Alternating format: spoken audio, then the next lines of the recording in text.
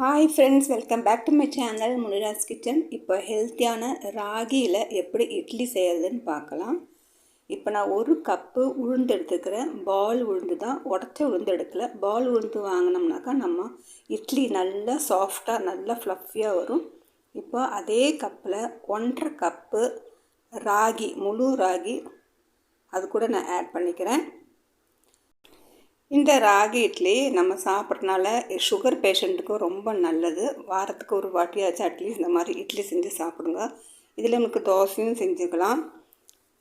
இப்போ அதே அளவில் நம்ம எந்த கப்பில் எடுத்தோமோ அதே அளவில் இட்லி அரிசி ஆட் பண்ணிக்கோங்க. இட்லி அரிசி இல்லாட்டி பொன்னி ரைஸ், இல்லாட்டி நீங்கள் எந்த ரைஸு சாப்பிட்றீங்களோ அந்த ரைஸுக்கு ஒரு கப்பு அது கூட நான் சேர்த்திட்டு ஒரே ஒரு டீஸ்பூன் வெந்தயம் சேர்த்திக்குங்க.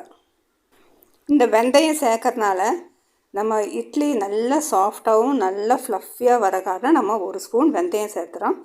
இப்போ நம்ம தண்ணி ஊற்றி நல்லா கழுவிக்கலாம். இது லோக்கலில் வாங்கின ராகினால் பயங்கரமாக அழுக்கு வருது. நான் வந்து 4 வாட்டி இந்த மாதிரி நல்லா பிசைஞ்சு கழுவுனா அவ்வளோ அழுக்கு வருது உள்ளேருந்து. நீங்கள் நல்லா க்ளீன் பண்ணி 5ஆமத்து தண்ணி வச்சு 4ஆமத்து தண்ணி ஊற்றி அது ஊற வைங்க. இப்போ இது 5ஆமத்து தண்ணியாக்க இந்த மாதிரி கொஞ்சம் கிளியராக இருக்குது, அதை ஊற வச்சுருக்கிறேன். இப்போ 1/2 கப்பு அவல் எடுத்துக்கோங்க. அவல் எடுத்துகிட்டு நீங்கள் எப்போ ஆட்டை போடுறீங்களோ அந்த சமயத்தில் ஒரு 10 நிமிஷத்துக்கு முதல்ல இது நல்லா கழுவிட்டு ஊற போட்டுங்க. அரிசியில் கூட சேர்த்து நம்ம ஆட்டணும். இப்போ பாருங்கள், 4 மணி நேரம் ஊற வச்சுருக்கிறேன். இப்போ 2 ஊறியாச்சு. இப்போ நான் அந்த அரிசியை கிரைண்டரில் போட்டு ஆட்ட போகிறேன்.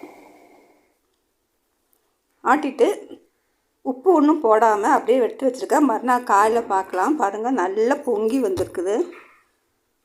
மாவு ஆட்டி எடுக்கும் போது பாதி பாத்திரம் தான் இருந்துச்சு. இப்போ ஃபுல்லாக நெக்ஸ்ட் டே பார்க்கும்போது ஃபுல்லாக பொங்கி இருக்குது. இப்போ நான் முதல்ல உப்பு ஆட் பண்ணல. இப்போ நான் உப்பு ஆட் பண்ணிட்டு நல்லா அதை கலக்கிக்குங்க. இப்போ நம்ம இட்லி சுட்டுக்கலாம். இட்லி பாத்திரத்தை பிளேட் எடுத்துக்கோங்க. நான் நல்லெண்ணெய் தான் தடவுறேன். 4 பக்கமும் நல்லெண்ணெய் இதெல்லாம் தெரிஞ்ச விஷயந்தான். ஆனாலும் புதுசாக சமைக்கிறவங்களுக்கு இதெல்லாம் நம்ம சொல்லி கொடுக்கணும். அப்போ எண்ணெய் நல்லா தடவிக்கிட்டு ஒவ்வொரு கரண்டியாக இட்லி பாத்திரத்தில் ஊற்றிக்குங்க. நிறைய ஊற்ற வேண்டாம். சும்மா பெருசானாக்கா அது பொங்கி வெளியே வரும். அதனால் கரெக்டாக அதுக்குள்ளே அந்த தட்டுக்குள்ளே அடங்குற மாதிரி ஊற்றிக்குங்க. ஊற்றிட்டு உங்களுக்கு எத்தனை தட்டு வேணுமோ அவ்வளோ ஊற்றிட்டு பின்ன இந்த மாதிரி ஸ்டீம் பண்ணி வச்சுக்கோங்க. ஸ்டீமரில் மேலே அடுக்கி வச்சு அது மூடி போட்டு வேக விடுங்க. எனக்கு 15 மினிட்ஸ் ஆச்சு இட்லி வேகிறதுக்கு.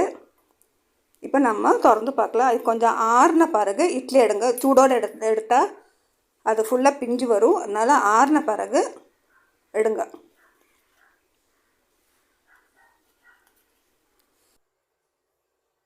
வச்சுட்டு பாருங்கள், நல்லா சாஃப்டாக இருக்குது. நான் வேணால் ஒன்று உங்களுக்கு பிச்சு காமிக்கிறேன். பாருங்கள், நல்லா சாஃப்டாகவும் இருக்குது. இந்த பிச்சும் காமிக்கிறேன். பாருங்கள், அவ்வளோ சாஃப்டாக இருக்குது. நல்ல டேஸ்ட்டாகவும் இருக்கும். இது கூட சட்னியும் சாம்பார் வச்சு நல்லா சூடோடு பரிமாறுங்க. நல்லாயிருக்கும். இந்த வீடியோ பிடிச்சிருந்தால் லைக் பண்ணுங்கள், ஷேர் பண்ணுங்கள். என் சேனலை மறக்காமல் சப்ஸ்கிரைப் பண்ணிக்கோங்க. Thank you friends.